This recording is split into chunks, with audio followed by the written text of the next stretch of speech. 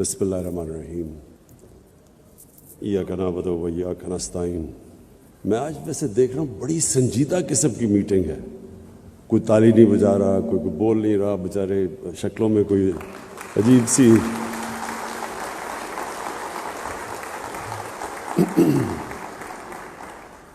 پہلے تو معید یوسف آپ کو میں مبارک دیتا ہوں، خراج تحسین پیش کرتا ہوں کہ یہ بڑی امپورٹنٹ آپ نے یہ جو سیکیورٹی ڈائلاگ ہے یہ ہمارے ملک کے فیوچر کے لیے بہت امپورٹنٹ ہے۔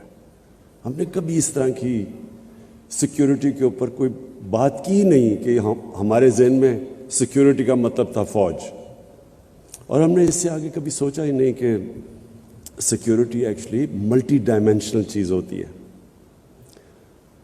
سب سے بڑی اگر قوم میں انسیکیورٹی ہوتی ہے تو وہ تب جب اس کے ملک میں ایک چھوٹا سا جزیرہ امیر لوگوں کا ہو اور غریب کے سمندر کے بیچ میں ہو، یعنی جب ایک ملک کی پراسپیرٹی انکلوسیو نہ ہو وہ ملک ہمیشہ انسیکیور رہتا ہے۔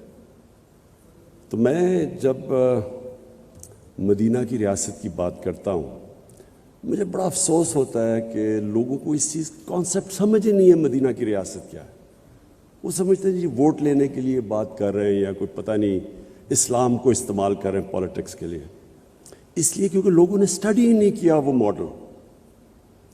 وہ ایک اتنا یونیک ماڈل تھا کہ ایک عظیم لیڈر نے وہ لوگ جن کی حیثیت ہی کوئی نہیں تھی ان کو اس نے اکٹھا کر کے دنیا کا عظیم سویلائزیشن بنا دیا۔ یہ تاریخ کا حصہ ہے، یہ کوئی میتھولوجی نہیں ہے۔ ہمیں پتہ ہے کہ وہ کب مدینہ تشریف لے کے آئے اور وہ کب دنیا سے گئے، یہ تاریخ کا حصہ ہے۔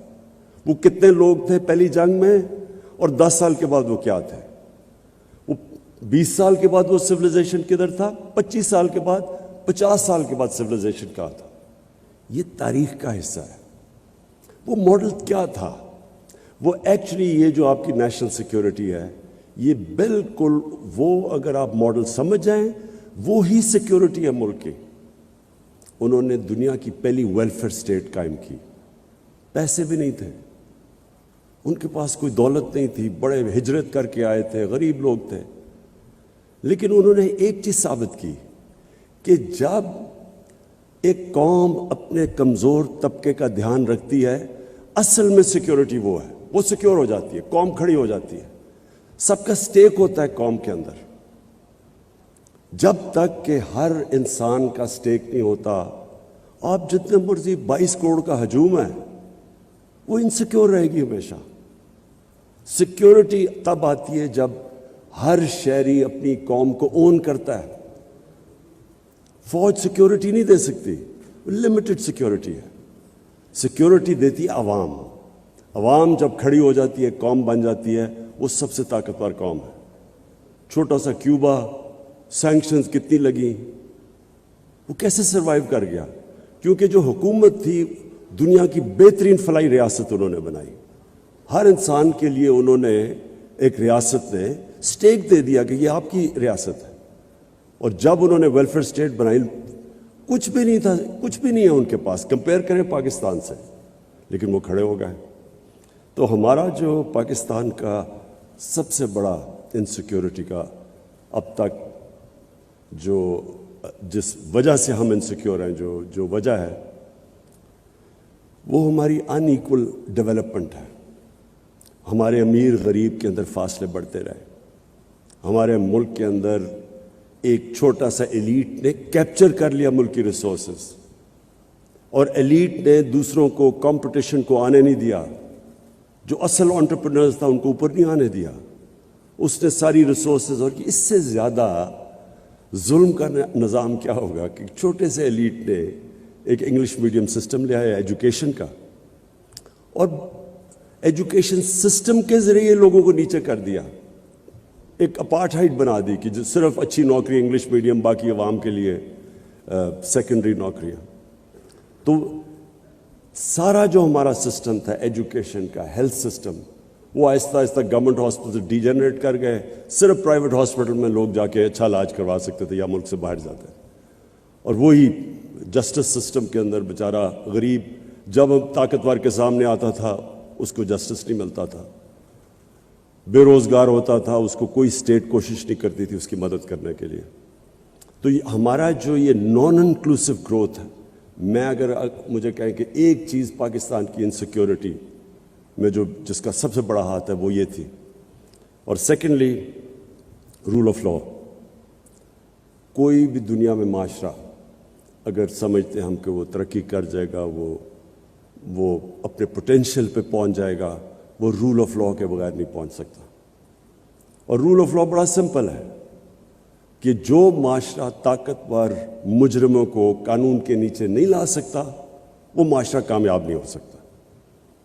اور یہ جو دو سب سے امپورٹنٹ چیزیں تھیں یہ ریاست مدینہ میں, اور بڑے انہوں نے زبردست پرنسپلز لے کیے تھے, لیکن اس کی فنڈامنٹل جو بیسس تھا وہ نمبر 1 تھا ویلفیئر اسٹیٹ, نمبر 2 تھا رول آف لا. کیونکہ رول آف لا بھی لوگوں کو اسٹیٹ کے ساتھ جوڑ دیتا ہے. ایک اسٹیٹ جو مجھے انصاف دیتی ہے میں اس کا حصہ بننا چاہتا ہوں, جس کے اندر میرے رائٹس پروٹیکٹڈ ہیں, میری جان اور مال کی حفاظت ہے, میں کمزور سے کمزور ہوں لیکن اسٹیٹ مجھے پروٹیکٹ کرتی ہے, میں اس اسٹیٹ کا حصہ بننا چاہتا ہوں. تو اگر آپ یہ دیکھیں ہندوستان کی تاریخ تو اوپر سے کانکررز آتے تھے نارتھ سے, ایک دفعہ وہ نکلتے تھے افغانستان سے اور قبائلی علاقے سے سیدھا دلی تک پہنچتے تھے. ریزسٹنس کوئی نہیں ہوتی تھی, ہونے نہ ہونے کے برابر تھی. کیوں نہیں لوگ ریزسٹ کرتے تھے؟ کیونکہ لوگوں کا اسٹیک ہی نہیں تھا سسٹم میں. فیوڈل سسٹم تھا, اوپر جو بیٹھا ہوا تھا اس کو کوئی جو وہ چاہے کر سکتا تھا, نچلے والوں کے رائٹس ہی کوئی نہیں تھے. تو جو اوپر بیٹھا ہوتا تھا وہ اگر ریپلیس کر دیں تو ان کو فرق نہیں پڑتا تھا, دوسرا جو مرضی آ کے اوپر بیٹھ جائے.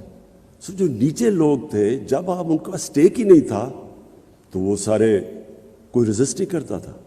افغانستان اور قبائلی علاقہ دیکھ لیں, ان کا بڑا ایگیلیٹیرین سسٹم تھا, ان کا رول آف لا بھی وہاں تھا, جو ان کا جرگہ سسٹم تھا, جوری سسٹم تھا, اور وہی جرگہ سسٹم ایک ڈیموکریٹک سسٹم تھا, ایک مشاورت تھی, کوئی اکیلا آدمی فیصلہ نہیں کرتا تھا. تو وہ لوگ اپنی آزادی کے لیے لڑتے تھے.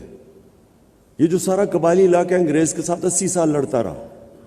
افغانستان ہے آپ کے سامنے, جو باہر سے آیا اسے ریزسٹ کیا, کیونکہ وہ لوگ آزاد لوگ ہی آزادی کے لیے لڑتے ہیں. جب آپ لوگ آزاد ہی نہیں ہیں تو وہ کون لڑے گا؟ تو یہ جو رول آف لا ہے یہ صرف یہی نہیں کہ لوگ اون کرتے ہیں اس سوسائٹی کو, بٹ وہ پراسپر بھی وہ کرتا ہے معاشرہ. یہ جو بار بار میں اپنے لوگوں کو یونائٹڈ نیشن سیکرٹری جنرل کی جو رپورٹ ہے, فیکٹ آئی پینل کی رپورٹ ہے, جس میں وہ کہتے ہیں کہ 1.6 ٹریلین ڈالرز, 1.6 ٹریلین ڈالر, 1600 ارب ڈالر ہر سال غریب ملکوں سے جاتا ہے امیر ملکوں سے اللیگلی, منی لانڈر ہو کے. غریب ملکوں سے جاتا ہے امیر ملکوں سے. کون لے کے جاتا ہے؟ طاقتور جو کرپٹ لوگ ہیں غریب ملک کے, جو رولنگ ایلیٹس ہیں, وہ چوری کر کے اپنے ملک کا پیسہ ویسٹرن کیپٹلز اور آف شور اکاؤنٹس میں لے جاتے ہیں. تو یہ سارے طاقتور ہیں, وہ کیوں نہیں روک سکتے؟ کیونکہ ان کا رول آف لا نہیں ہے. سسٹم طاقتور ڈاکو کو کنٹرول نہیں کر سکتا, اس لیے وہ غریب ہیں. نائجیریا دیکھیں, ان کے ابھی مجھے ڈیفنس منسٹر آئے تھے, میری ان سے میٹنگ ہوئی, تو میں نے ان سے پوچھا, میں نے کہا تمہارا تیل کا کیا ریونیو ہے؟ 80% نائجیریا کا جو ریونیو ہے وہ تیل سے آتا ہے, لیکن وہ غربت ہے. اور وہ خود مجھے کہتے ہیں کہ ہم کرپشن نہیں کنٹرول کر پا رہے ہیں. کرپشن چھوٹے لیول کی ملک کو تباہ نہیں کرتی, لوگوں کے لیے انکنوینئنس ہے, لیکن جو ٹاپ لیول کی کرپشن ہے بیسکلی جو لوگ, جس طرح ہمارے نبی صلی اللہ علیہ وسلم نے کہا تھا کہ تمہارے سے پہلے بڑی قومیں تباہ ہوئی, طاقتور چوری کرے تو اس کو چھوڑ دو, غریب چوری کرو تو جیل میں ڈالو. تو بیسکلی یہ سیکنڈ میری ریزن ہے کہ جب تک ایک قوم رول آف لا اسٹیبلش نہیں کرتی وہ ہمیشہ ونربل رہتی ہے, کیونکہ اکانومی اس کی کبھی تکڑی نہیں ہوتی. اور تیسری چیز, خودداری, انڈیپینڈنٹ فارن پالیسی. یہ انڈیپینڈنٹ فارن پالیسی کیوں ضروری ہے؟ ہم اپنا پاکستان کی اپنی تاریخ دیکھ لیں. ہماری انڈیپینڈنٹ فارن پالیسی ہوئی نہیں. شروع میں تو اٹ میڈ سینس.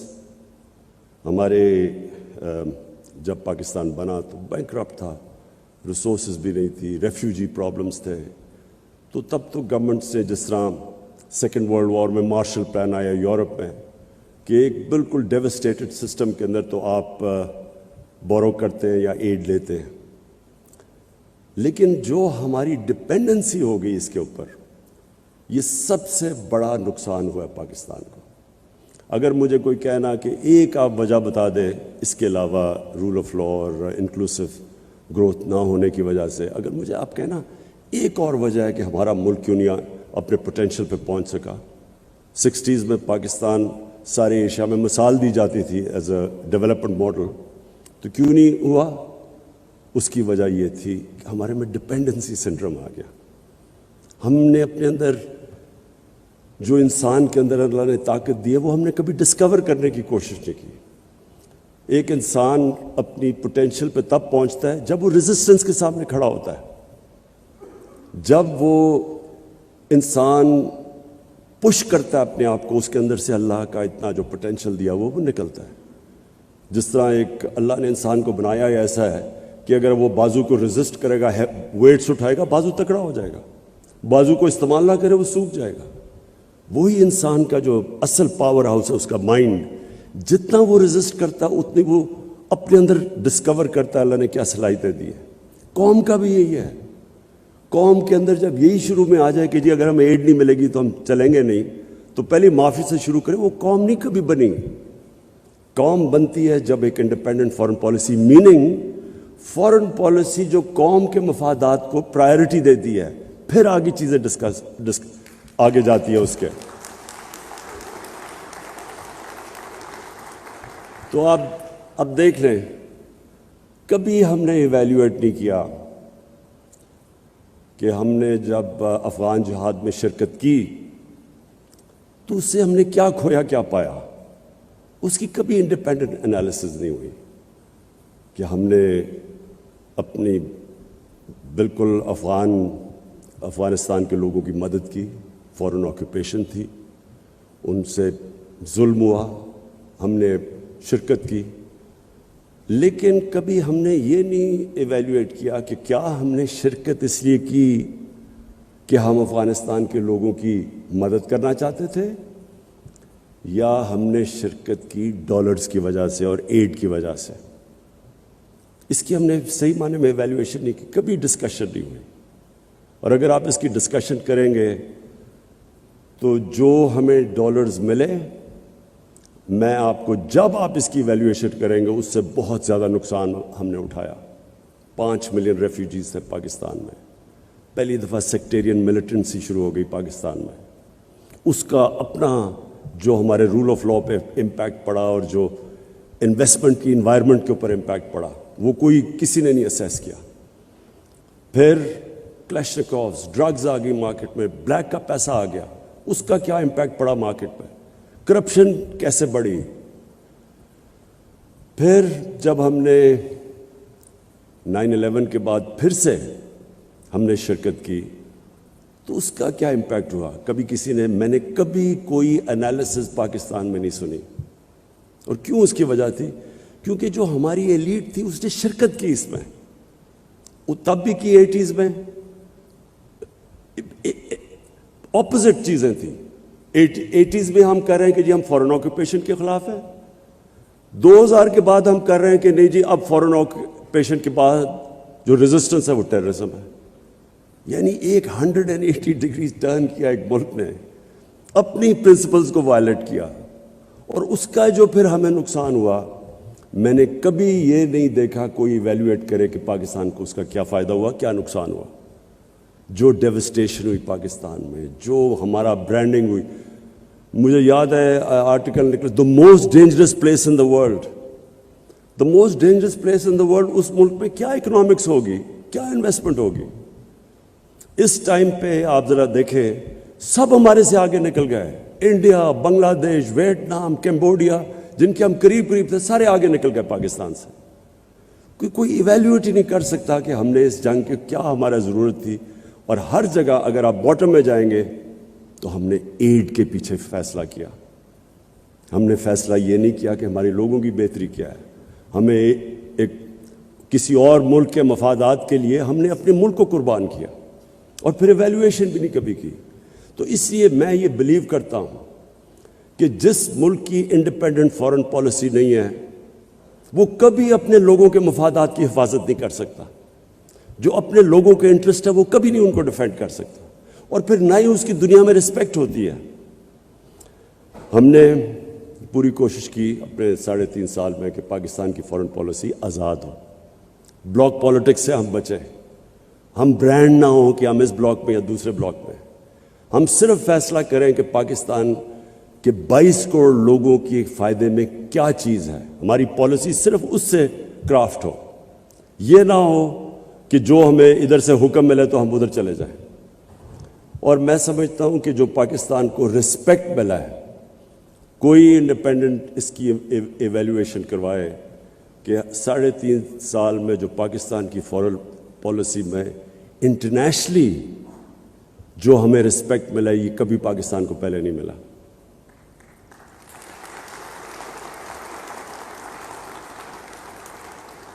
ہمیں بڑا ناراض ہو کے ایک ہمارے بڑے طاقتور ملک کہا جی آپ رشیا کیوں چلے گئے. ایک ملک کو کہہ رہے ہیں کہ آپ نے رشیا کا دورہ کیوں کیا ہے اور غصے ہو گئے ہیں. ہندوستان جو ان کا ایلائی ہے کوڈ کے اندر ان کا ایلائی ہے اس کی پوری مدد کر رہے ہیں. وہ نہ تو صرف ہندوستان وہ روس سے نیوٹرل ہے وہ ان سے تیل امپورٹ کر رہے ہیں جب ان کے اوپر کوشش کر رہے ہیں سینکشنز لگانے کی کہ رشیا کو پریشرائز کریں. اور میں آج بیان پڑھ رہا ہوں برطانیہ کی فارن سیکرٹری کا کہ جی ہم ہندوستان کو نہیں کہہ سکتے ان کی انڈیپینڈنٹ فارن پالیسی ہے. It's an independent country. تو ہم کیا ہیں؟ ہمیں تو صرف آپ وہاں کیوں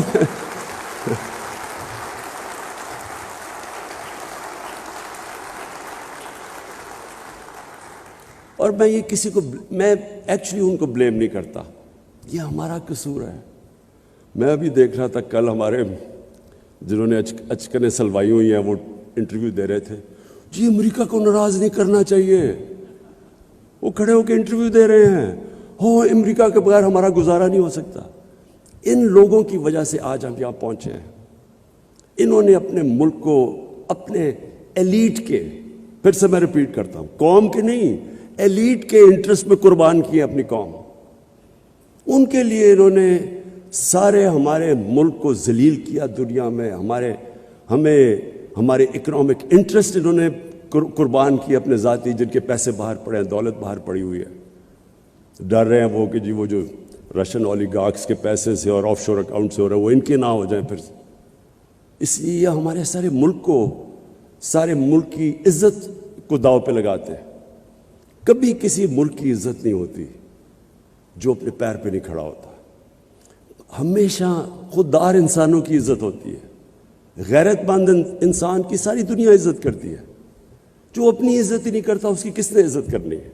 وہ حکم دیتے ہیں ہم تمہیں اگر یہ تم نے اس فلانے کو نو کانفیڈنس میں شکست نہ دی تو بڑے کانسیکوینسز ہوں گے.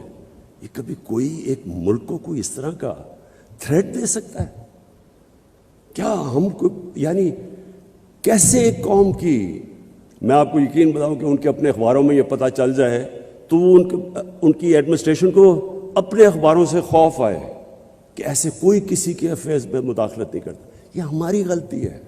ہم نے ان کو امپریشن دیا کہ جی آپ کے بغیر ہم زندہ نہیں رہ سکتے. تو میں اس کو سمرائز کرتا ہوں. نیشنل سیکیورٹی ملٹی ڈائمینشنل چیز ہے. سب سے بڑی ڈپینڈ کرتی ہے کہ آپ کی قوم آپ کے ساتھ ملک اور قوم گورنمنٹ اور قوم ایک ہی ہیں. جب وہ ایک ہو جاتے ہیں کوئی چیز امپاسبل نہیں ہوتی. اور وہ تب ہوتی ہے جب کہ گورنمنٹ لوگوں کے انٹرسٹ, ان کے نیڈز کی دھیان رکھتی ہے. مجھے جو سب سے بڑی خوشی ہے وہ یہ کہ ہم نے وہ کام کیا جو ڈیولپ ملکوں کے اندر بھی نہیں ہے, یونیورسل ہیلتھ کوریج. ہم نے ہیلتھ کارڈ لے کے آئے ہیں جتنے ہمارے صوبے ہیں, پنجاب, کے پی, گلگت بلتستان اور آزاد کشمیر, ہر خاندان کو ہم نے ہیلتھ کارڈ دیا, ہیلتھ انشورنس. 10 لاکھ روپیہ خاندان کسی بھی ہاسپٹل میں جا کے علاج کروا سکے. یہ یاد رکھیں, گورنمنٹ میں نہیں, وہ جو پرائیویٹ ہاسپٹل کا سوچ بھی نہیں سکتا تھا, آج غریب سے غریب آدمی جا کے پرائیویٹ ہاسپٹل پہ اپنا علاج کروا سکتا ہے. یہ اس لیے کہ جو سب سے زیادہ ونربلٹی ایک انسان کی ہوتی ہے وہ جب اس کے گھر میں بیماری ہو اور اس کے پاس پیسہ نہ ہو علاج کروانے کا. یہ سب سے زیادہ ایک گھر میں عذاب ہوتا ہے. اور ہم نے جتنی بھی اس کی ریسرچ اور سرویز کی گئی ہیں, ایک خاندان جو گزارا کر رہا ہوتا ہے, اچھا بھلا پیر پہ کھڑا ہوتا ہے, ایک بیماری کی وجہ سے وہ غربت کی لکیر کے نیچے چلا جاتا ہے, بورو کرنا پڑتا ہے ان کو پیسہ. تو یہ میں سمجھتا ہوں کہ ہمارا سب سے بڑا ہماری اچیومنٹ ہے. اس کے بعد جو بھی ہمارے سوشل پروٹیکشن پروگرامز ہیں جو کبھی پاکستان میں نہیں آئے, تو کوشش یہ ہے کہ نچلے لوگوں کو اوپر اٹھائیں اور ان کو انکلوڈ کریں. جو سٹرگل ہے وہ پاکستان کی سب سے بڑی سٹرگل رول آف لاء کی ہے. طاقتور مافیاز, رولنگ ایلیٹس, ان کو عادت پڑی ہوئی ہے, یہ سب سے زیادہ ریزسٹ کرتے ہیں کہ اپنے آپ کو قانون کے نیچے لانے کے لیے. اور یہ ہماری ایک جنریشن کی بہت بڑی سٹرگل ہے, اور انشاءاللہ یہ کرٹیکل ہے. جب ہم جیتیں گے تو یہ ملک ایک اور ہی لیول پہ چلا جائے گا. اور آخر میں یہ جو خودداری ہے, یہ میرا بلیف ہے کہ انسان اپنے پوٹینشیل پہ پہنچتا نہیں جب تک وہ اپنے پیر پہ کھڑا نہیں ہوتا, اور جب تک وہ اپنے آپ کو چیلنج کے سامنے کھڑا نہیں ہوتا. جو بھی آسان راستہ لیتا ہے وہ کبھی بھی آسان راستہ لے کے کسی نے بڑے کام نہیں کیے. قوم بھی جب تک وہ اپنے آپ کو چیلنجز, اور وہ چیلنج آتا ہی تب ہے جب آپ کی انڈیپینڈنٹ فارن پالیسی ہو, لیکن رسپیکٹ تب آتا ہے. اور میں یہاں ہندوستان کو داد دوں گا کہ ان کو جس طرح کی انہوں نے فارن پالیسی رکھی ہے, ہمیشہ انہوں نے ان کی فارن پالیسی انڈیپینڈنٹ رہی ہے, اپنے لوگوں کے لیے رہی ہے, اور وہ بڑا پروٹیکٹ کرتے ہیں اپنی independent foreign policy.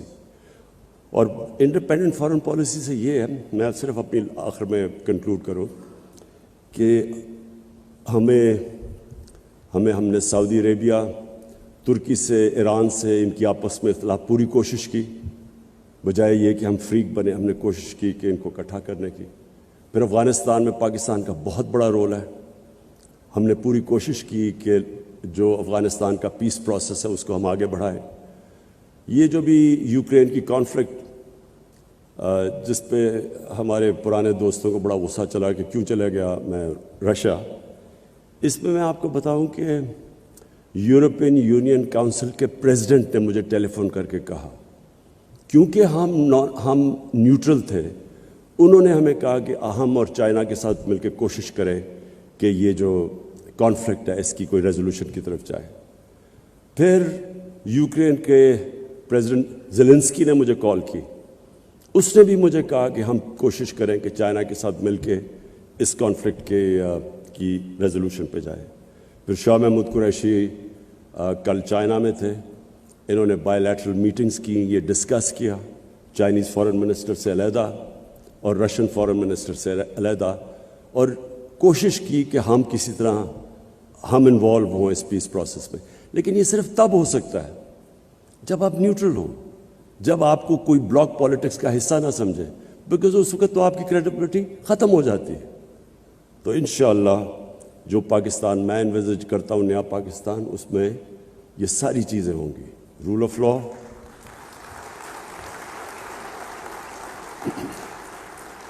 Role of law, فلاحی ریاست جس میں انسانیت ہو, جس میں انکلوسو گروتھ ہو, اور ایک انڈیپینڈنٹ فارن پالیسی جس کا صرف ایک مقصد ہو کہ ہمارے لوگوں کے انٹرسٹ کو پرائرٹائز کیا جائے. اور ہم کبھی بھی, یہ جو سب سے بڑا ٹریپ ہے, ایڈ کی وجہ سے, ڈالرز کی ایڈ کی وجہ سے اپنے لوگوں کے انٹرسٹ کمپرومائز نہ کریں. ایویلویشن کریں کہ آج تک جو ہم نے ایڈ لے کے پالیسیز بنائی ہیں، اس سے ہمارے لوگوں کو کیا فائدہ ہوا، یہ کیا نقصان ہوا. اور میں آج آپ کو کہتا ہوں کہ سب سے بڑی قیمت ہماری عوام نے اٹھائی ہے. جب ہم نے ڈالرز لے کے کانفلکٹس کے اندر حصہ لیا ہے تو قیمت ہماری عوام نے اٹھائی ہے. ایلیٹ جو چھوٹی سی تھی، جن کے بینک اکاؤنٹس بھی باہر ہیں، آف شور اکاؤنٹس، ان کو تو فائدہ ہوا ہوگا، لیکن پاکستان نے لوز آؤٹ کیا. تو میں معید آپ کو پھر سے اینڈ میں سیکیورٹی ڈائلاگ کی خراج تحسین پیش کرتا ہوں. یہ بڑا زبردست آپ نے کام کیا سارے اسٹیک ہولڈرز کو، تاکہ ہمارا ایک کنسنسس بنے سارے ملک میں کہ جو ہمارا سیکیورٹی کا جو روڈ میپ ہے وہ سب اسٹیک ہولڈرز اس کو اون کریں. شکریہ.